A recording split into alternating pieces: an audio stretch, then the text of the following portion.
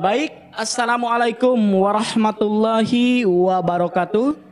Alhamdulillahirabbil alamin, amma ba'du. Saya ucapkan selamat datang kembali di channel YouTube ASP Law Firm Official ya. Kemudian saya juga mengucapkan selamat malam bagi sahabat-sahabat semuanya dan selamat menjalankan ibadah puasa 1443 Hijriyah. Ya, baik sahabat-sahabat semuanya, dalam video singkat ini saya akan memberikan pengantar ya atau pandangan terkait dengan tujuan dan fungsi hukum. Nah, kalau teman-teman nih yang kuliahnya sekarang di Fakultas Hukum mungkin sudah tidak asing lagi loh dengan apa itu tujuan hukum ya. Kemudian apa juga itu fungsi hukum ya.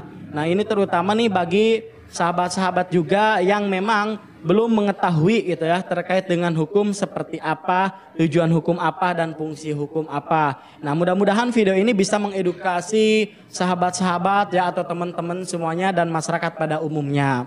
Oke, sahabat-sahabat semuanya, kita masuk kepada tujuan hukum. Hukum itu dibentuk oleh pemerintah.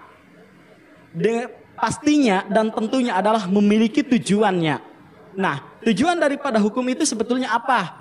Nah, tujuan pokok hukum adalah menciptakan tatanan masyarakat yang tertib, menciptakan ketertiban dan keseimbangan ya. Dengan tercapainya ketertiban di dalam masyarakat, diharapkan kepentingan manusia itu dapat terlindungi ya.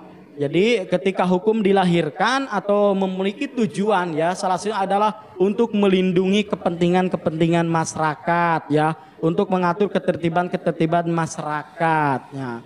Kemudian ada enggak tujuan hukum menurut pendapat para ahli ini? Saya sudah telah menulis ya dalam materinya tujuan hukum menurut Jeremy Bentham. Nah, dalam bukunya Introduction to the Moral and Legislation.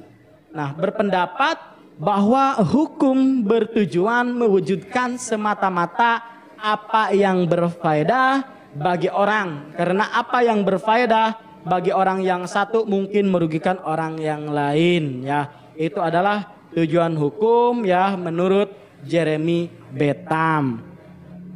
Nah, kemudian kita masuk kepada fungsi hukum. Nah, fungsi hukum ini apa?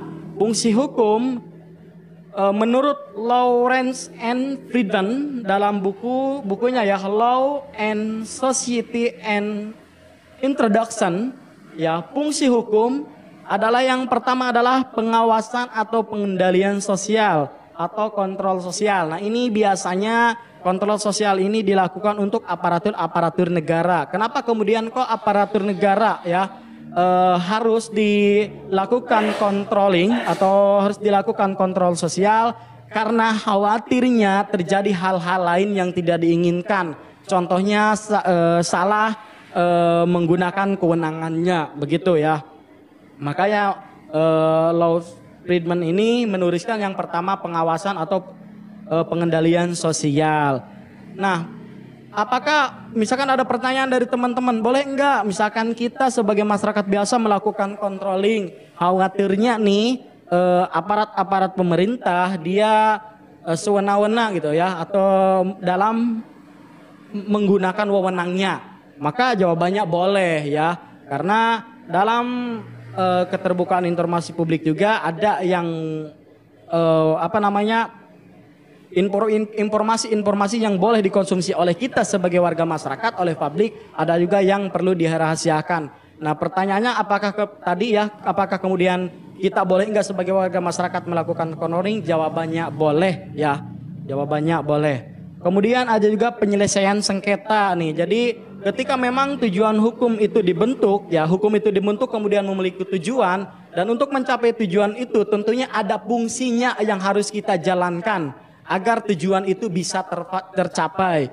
Ya, salah satunya yang kedua ada penyelesaian sengketa. Nah, penyelesaian sengketa ini ketika memang ada permasalahan-permasalahan dalam masyarakat ya, ketika memang hukum dibentuk tetapi tidak ada lembaga yang menyelesaikan permasalahan-permasalahan yang terjadi, maka tujuan hukum saya rasa tidak akan tercapai.